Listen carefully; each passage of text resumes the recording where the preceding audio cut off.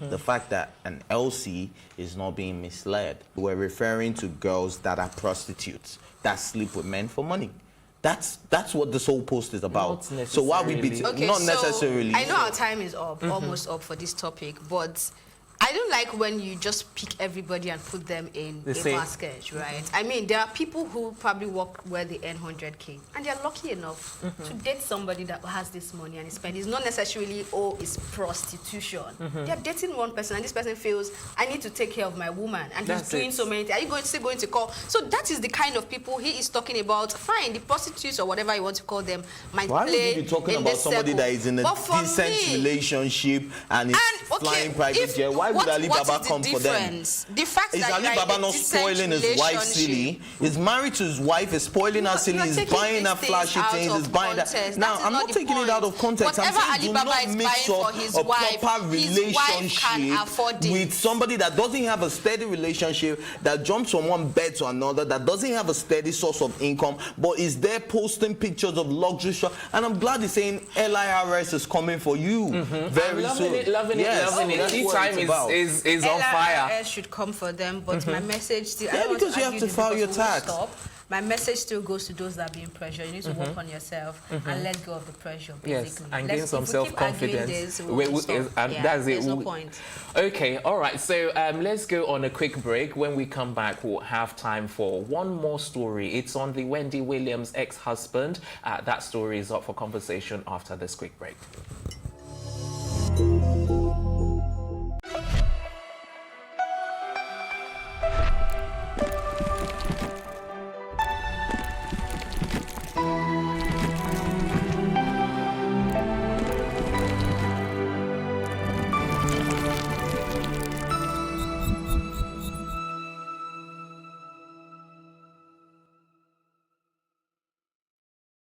I'm doing this because I want to clarify a lot of things.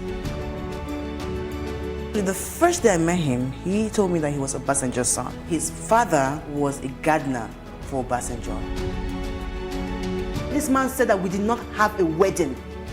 When I can prove to you that we had almost 200 and something people in attendance. But it's okay, Churchill. We didn't have a wedding because you didn't contribute to the wedding. What were the qualities that attracted you to him? The only quality I saw were all the lies. The house that I lived with this guy was a rented apartment. These are conversations between I and the agent. Domestic violence was something that was real, was always there in my relationship. He never told me he did Yahoo. My pregnancy was not something I ever wanted to keep. My problem is, you don't do for your son. Don't discredit the woman who does it.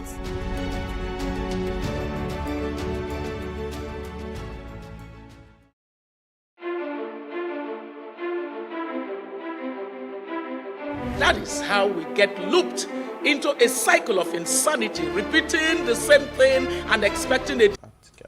Yeah, but I would have thought they would have waited for the divorce to be final before calling them ex. They're separated as far as I know. Rather, they called him estranged husband. Maybe, but ex is not appropriate right now. Wow. Because ex technically, as far as she's literally, ex. You know, sorry? As far as she's concerned, it's ex. No, until they're legally separated, to the left. It's, yes. Thank you. Okay, so Anyways, to this story. Okay.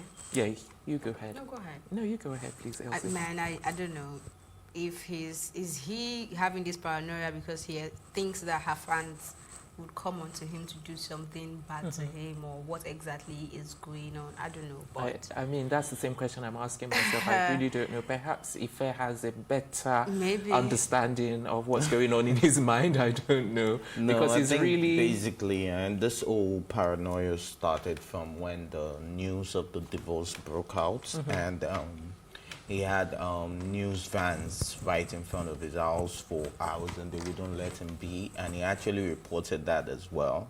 Then afterwards, he saw a car on the street, you know, and he figured that, okay, these people look suspicious. So he doesn't know, maybe they're paparazzis or they're reporters or whatever.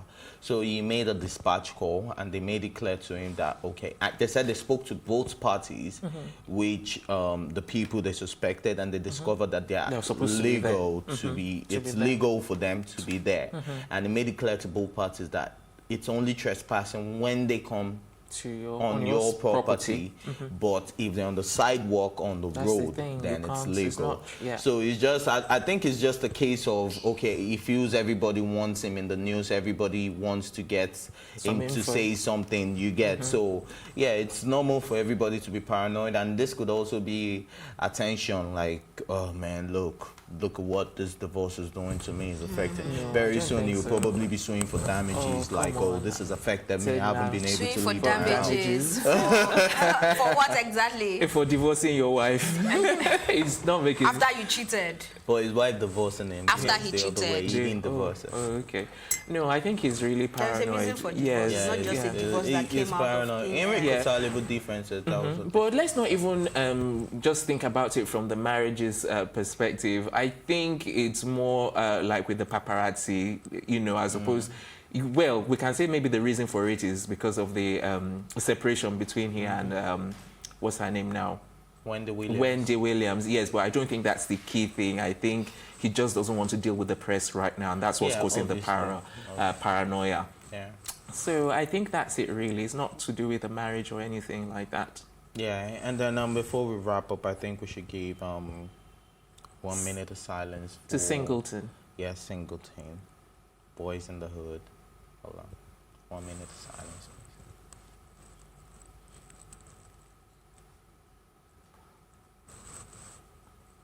When you have a moment of silence, aren't you meant to close your eyes? And why were the both of you looking at each other's eyes? That's because just like...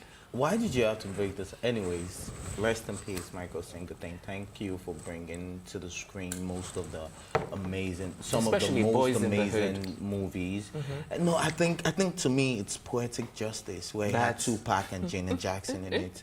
Now I think that was it, and this was the same guy that gave Ice Cube his break into the movie industry. So and Nia Long, you know, the list goes on, and a lot of people have been doling accolades on names such as Samuel L. Jackson. And the rest of them. So rest in peace, Singleton. Yeah, rest in peace. Yeah. All right. You know where I'm going, Ife? No, you don't. Don't try. Don't dare. I'm going. Okay, yes. Maybe that's where you are going, but we're not going there. All right, so as Singleton rests in peace, we're going to rest the show, and that's where we're going to rest tea time right here, right now. Join us this afternoon for fresh entertainment stories. Until then, a big thank you to my co-anchors, Ife, Elsie. As I always say, with these two, there's never a dull moment. It was quite an interesting conversation on the program this morning. I'm Takumbo Taiwo saying thanks for watching and have yourself a good morning. Hey, what's up, guys? You're welcome to another edition of Plus Event, and I remain your host, Ifeoluwa Oshuke. Your absence isn't an excuse anymore, as Plus Events is all you need, as we bring you the glitz, the glamour, and loads of fun. Oh, definitely. No question. He's a living legend.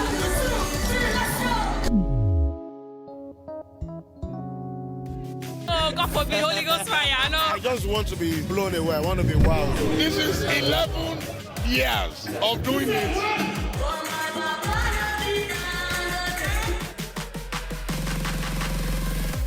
I'm surrounded by so much positivity. No, it's okay. Yo, what's up, my people? It's your boy Starboy Terry. You're watching Plus Event on Plus TV. Stay glued to Plus TV Africa every Saturday and Sunday, 4:30 p.m. West African time.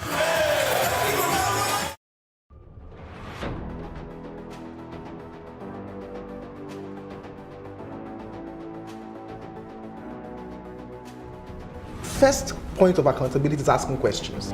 Hello and welcome to Plus Sports and Plus TV Africa. I am Udoka Njoko. Hi everyone, welcome to Plus Training.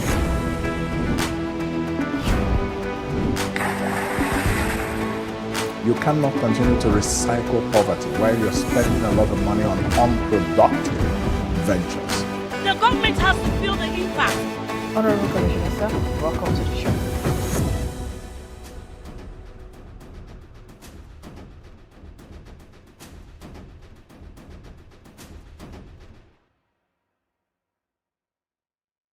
I'm doing this because I want to clarify a lot of things.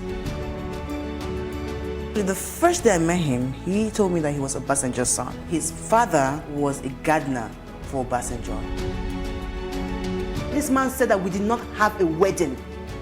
When I can prove to you that we had almost 200 and something people in attendance. Wedding.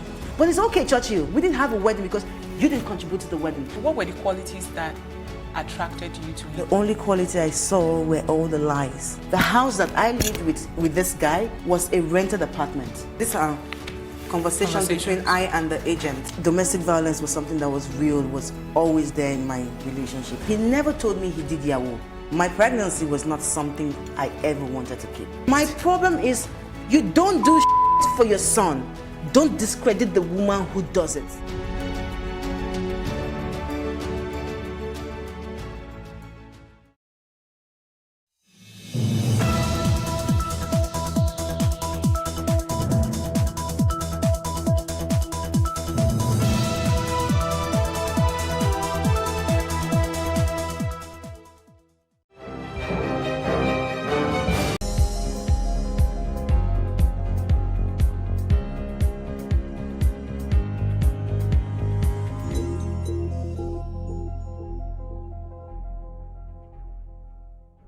It is not Workers' Day yet. Past and present lawmakers in Bayelsa State may get life pensions despite the outrage that is going to cause.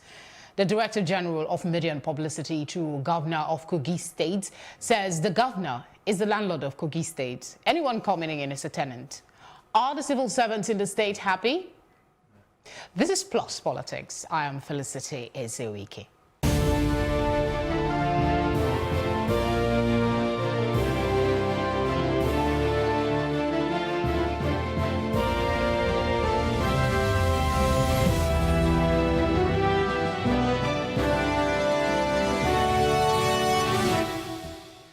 The House of Assembly had triggered anger last week, Wednesday, when it hurriedly passed the bill sponsored by the Leader of the House.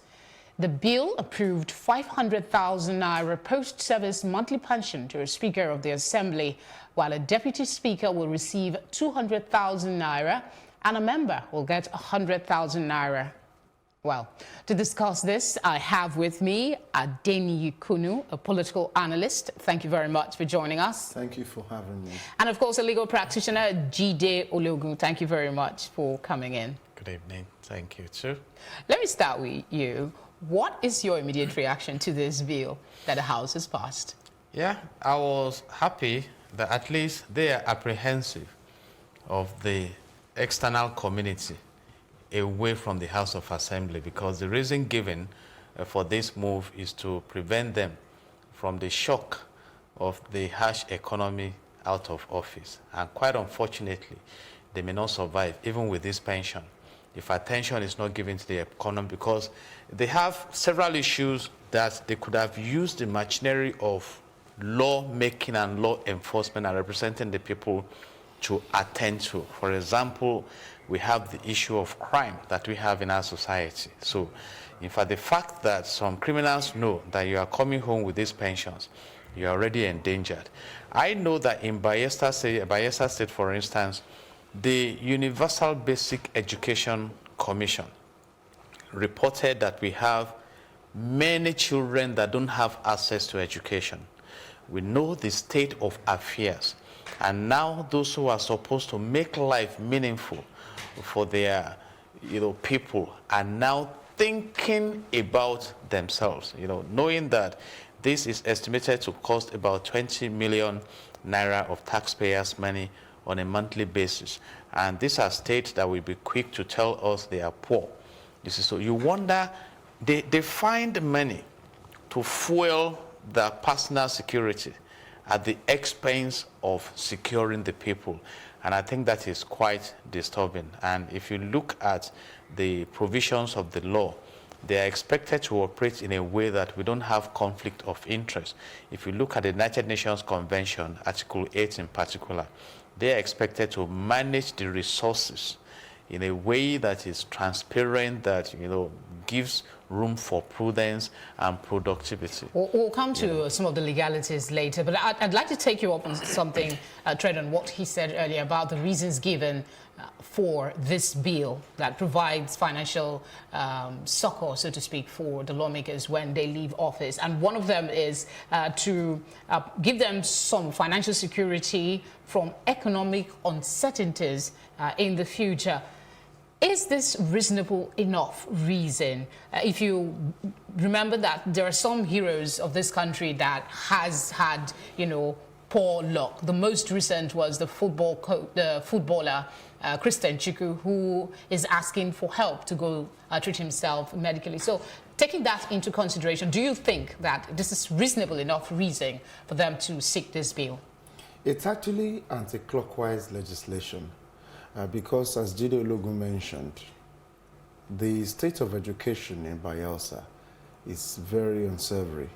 My mother's last child served there.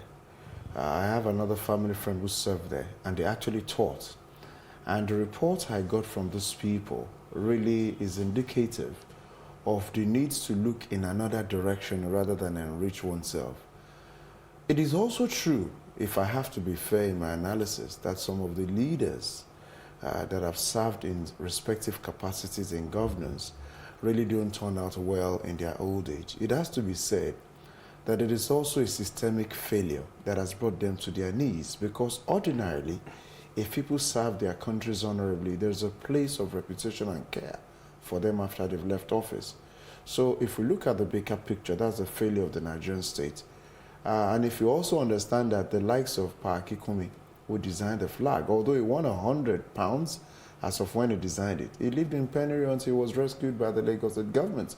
So we do not have a culture of proper reward system. My father worked with government, and even after he died, the government of this country, as well as my mother, are actually their debtors, I must say that. So when a system doesn't really find a way to reward its own, particularly when they've worked very hard, then you find out that they devise 1, 2, 3 other ways of helping themselves, because there is amnesia in service duly performed in this country. Well, isn't that going to be counterproductive? Because, to be frank about this, we have a lot of public servants who serve in various capacities, not just governors, not just lawmakers. We have people who are career workers, politicians and career workers in the civil service in this country. What about those who are not public servants, but they have served the country in other categories? Can the country